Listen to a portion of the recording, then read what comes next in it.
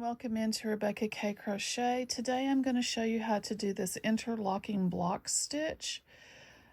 I did not finish this out because I'm actually going to make a blanket with it. And so here comes Cog. No, you can't sit there, honey. I'm doing a video. She's mad. Okay, so I'm going to actually make a blanket with this stitch and with these colors. So I'm not going to finish out the block because I didn't want just a block. But I will show you how to start it, how to work it, and then how to finish it off. What I am using is a Susan Bates USJ 10 6mm hook. The colors I am using, I showed you these the other day, is Orange Burst, which is the multicolored. I think is a really pretty fall color. I am using the linen, which, let me go back.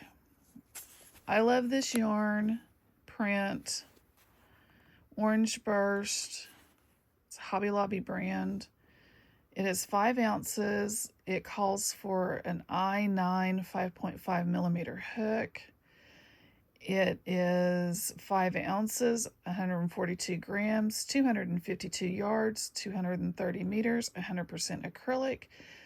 Size 4 worsted weight yarn. You can wash and dry. They do not want you to iron it or dry clean it. And it was on sale last week, so I bought some. And then I also have, I love this yarn in linen. And this is 7 ounce skein, 199 grams, 355 yards, 325 meters, 100% acrylic also, US I9 5.5mm. Like I said, I was using a 6mm, and I think I'm going to go up to a 6.5mm. And then I also had, this is scrap yarn, I also have Desert Glaze, which it is the same specs as this one, as the linen. So I'm not going to read that over again. But this is what it looks like. And this makes a really, this will make a really pretty blanket. But I want my blanket a little bit looser than this. Like I'll tell you this at the end, but I want my blanket a little bit looser than this one is because it's a really thick, dense stitch. So I think I'm going to go up another hook size. So just play around with this stitch and see what you like. If you are going to, to do this, to make your block, do it like I show you before. If you're going to make your block, go all the way up with your scrap yarn and then fold it over corner to corner so that you know that you've got a perfect square. Let me see here. Like this one, fold it over corner to corner and you have a perfect square. That's what you'll have to do with this one. I just don't have that because I'm going to do something different with this stitch. So that being said, let's get started and I will see you on the tutorial. Please like, subscribe, share it with a friend, do all those good YouTube channel things so that I can get my name out there and other people can see my videos.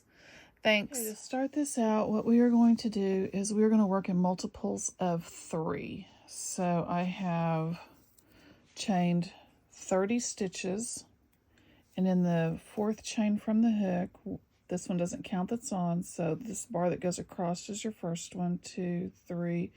In the 4th chain, we are going to do a double crochet.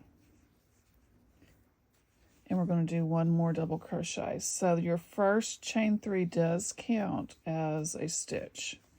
So there we have 3 double crochets. We're going to chain 3. And then we are going to skip 3, 1, 2, 3. And in that 4th one, we are going to do another double crochet.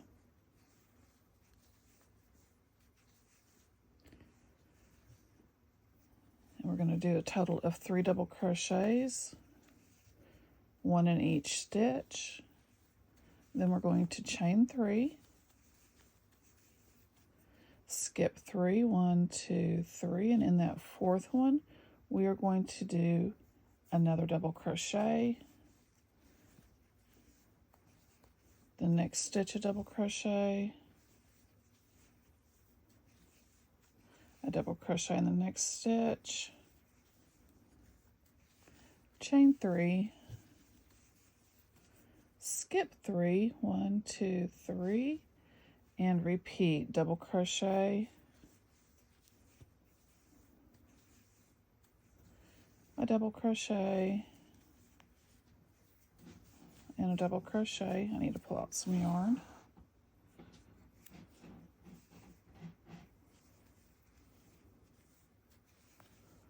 Chain 3, skip 3, 1, 2, 3, and last 3 stitches. We need to do double crochets in the last 3 stitches. 2, 3. Now this is what you should look like. You should have these 3 big spaces. We're going to crochet in this, so don't worry about having spaces. Those will get covered up with the next row. And I need to change colors. Okay, so to change colors, what we are going to do is we are going to go here, and then we're going to grab our new color. We're going to put a slip stitch on our hook, and we're going to pull it through. We're going to leave this on here because we're going to be rotating colors every 3rd color. We're going to change every row, so I'm going to be working with 3 colors, so it will be okay. We're going to chain 1. We're going to turn our work. The chain 1 does not count. We're going to single crochet into the first stitch. We're going to chain 2, 3, and then we are going to go down into this stitch, and we are going to double crochet into this one down below, pulling up a loop. We're going to double crochet into the next one, and we're double crochet into that last stitch that we didn't work before, those skipped stitches in the row below. Get out some more yarn. We are going to chain 3, and we are going to work in these 3 double crochets right here in the row below. And this next double crochet, row below. Everything's worked now in the row below. We'll just be repeating this all the way across. Chain 3, skip these 3 stitches, and go into that missed space below with 3 double crochets.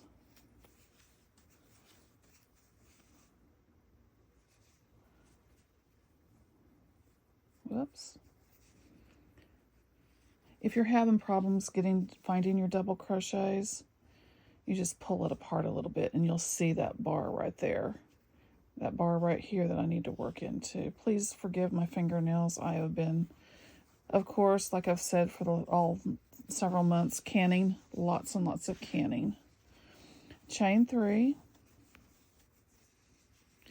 We're going to work into the last space. Your first stitch, this is a little bit fiddly until you get something to hang on to, is right here. Pull it up just a little bit and bring it up. Your next stitch is right here. Bring it up. And then your last stitch is right there. Get some more yarn here. And this is your last stitch right here.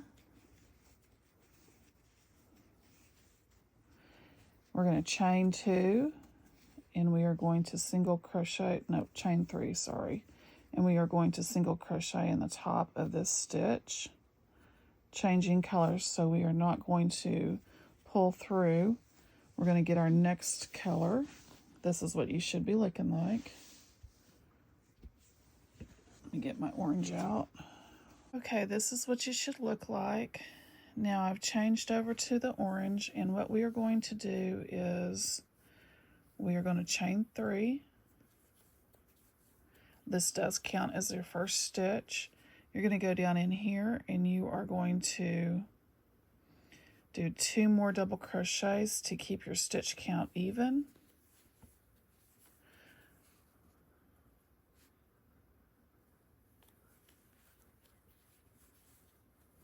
Whoops, split my yarn there. Working in the stitches below, just like before. We're going to chain 3, and we're going to come over here and work in those white stitches below, or whatever color you're using. And we're going to do 3 double crochets in the next 3 stitches, or a double crochet in the next 3 stitches. Chain 3, a double crochet in the top of the next 3 stitches on the row below. Now I will tell you I messed up and I had to pull all of this out. So I have a big mess over here on the other side. Chain 3, 3 double crochets in the next 3 stitches, or a double crochet in the next 3 stitches.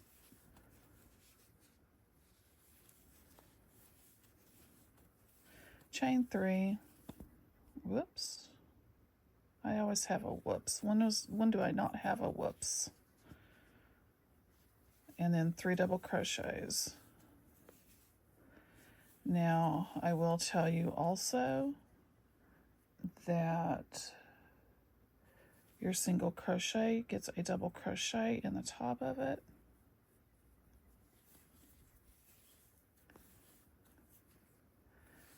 So this is what you should look like now. You should have 3 double crochets on the end. That end stitch is pulling weird. You should have 3 double crochets on the end of each side.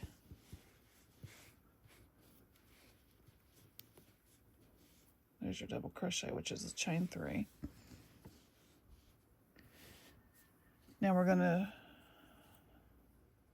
change our color, and to do that, now when we change our color, we're going to go down to the bottom and find the one that's attached, which is the linen color, and we are going to pull up a loop, snug all of this down, and because we have double crochets here, we're going to chain 1, turn our work, we're going to single crochet, we're going to chain 2, and then we are going to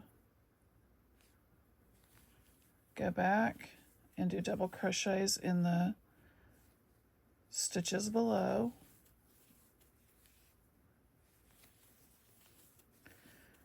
I noticed that if I didn't chain 2, when I chain 3, because I'm working into the top of this chain space right here, I'm working into the top of this one, I would want to do 4 double crochets and then this one.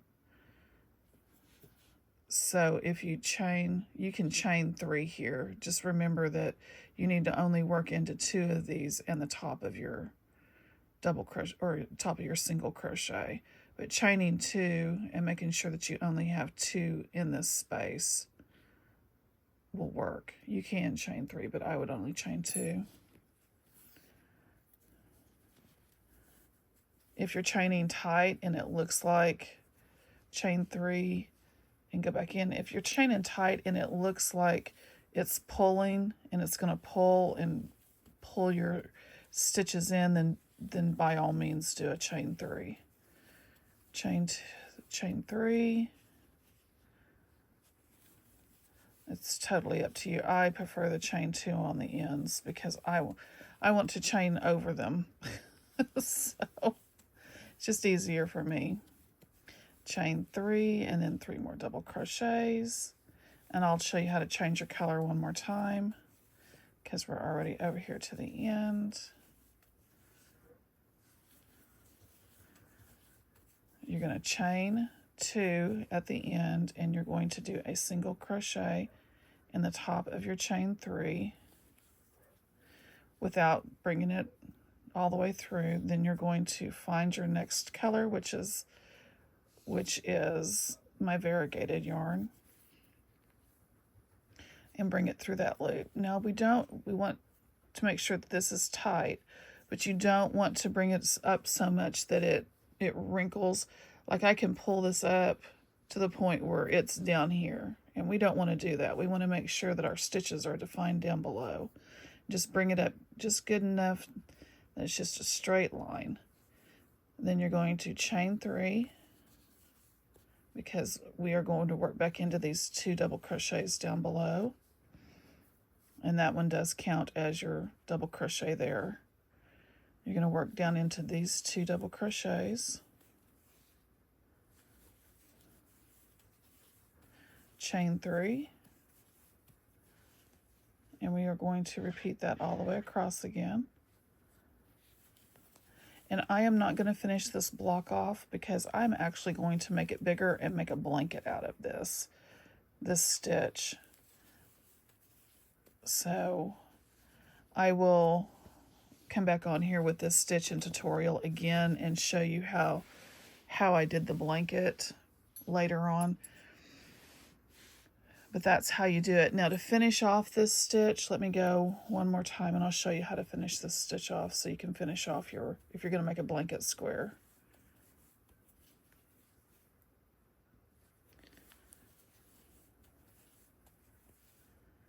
I'll do a row for a finishing row.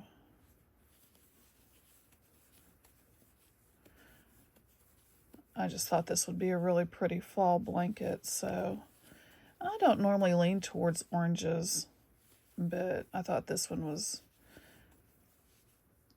kind of pretty. And I may not do this with the orange, or the desert glaze, I think is what that color is called.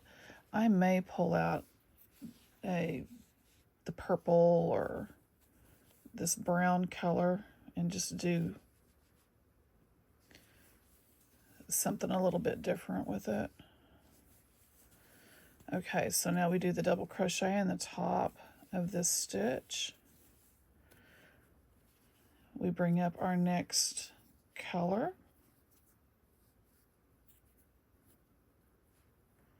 Without finishing that off.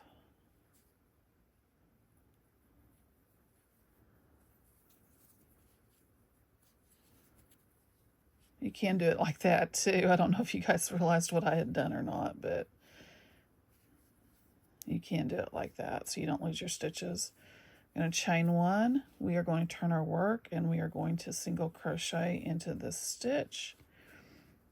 We're going to single crochet, single crochet, then we're going to double crochet down below. I think, let me look here, make sure that the stitches, I don't think that the stitches are going to be, nope. Okay, so what we're going to do is instead of single crochet, we might have to half double crochet, but we need a stitch in every stitch. So let's try half double crochet, because the double crochet is not going to be pulled up as far as a normal double crochet, so maybe the half double crochet will work. Whoops, I don't want to half double, I want to double in these.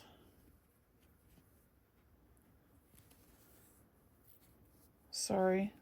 This is part of the design process. It's just, let's see what that does. Yeah, that looks better. Okay. So we're going to half double, 3 half doubles, and then double crochet. And then we're going to go back to the top of these next 3 stitches.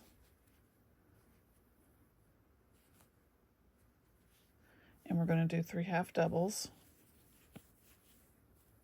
And let's see what that looks like.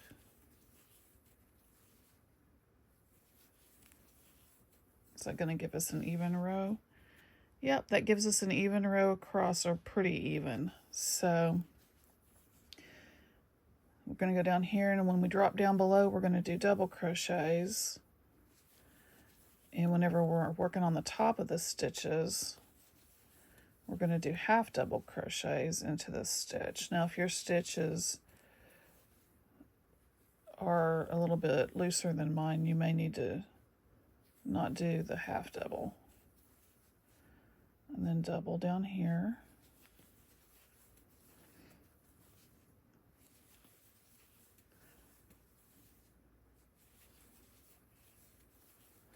And then the half double here.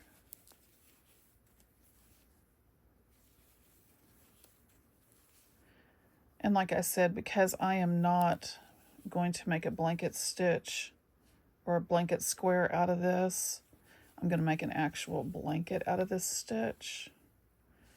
I'm not going to finish this out because I just have to rip it out.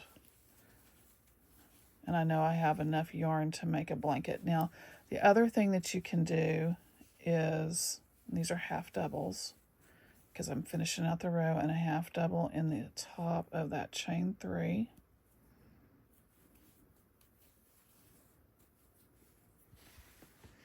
And there's what you look like. And that's how you finish this row out. You do your half doubles and your doubles. And see, it gives you that staggered effect also. What was I going to tell you? Oh, the other thing that you can do is if you only have 2 colors, like if you only had this color and you didn't have the orange with it, you can do two colors. So you would work this way with your, or this way with your white, go back, work this way with your cream, drop it, start over here again with your colored, and you would work this way and then this way back, and then you could pick up this one on the side. So as long as you are ending on the side that you have a color, you can drop it and end. So if you wanted to only do 2, you would do 2 rows and then drop your color and then come back and do 2 more rows and pick up your dropped color. And that is, perfectly fine also. You can change colors every row. It's your project. You can do whatever, but this makes a very, very nice, stitch. It's not, I may even go up, when I make the blanket, I may even go up another hook size because it's a pretty dense stitch, and it's kind of stiff because you are working over your chain spaces. It's kind of a stiffer, and so I may go up, instead of using a letter J, I may go up to a K, which I think it's a 6.5 millimeter instead of a 6 millimeter. We'll see what I do. But that's how you do this interlocking block stitch. I've heard it called several different names, but the actual technical name for it is the interlocking block stitch. And that's how you do it. Y'all like, subscribe, give me a thumbs up, and have a great day.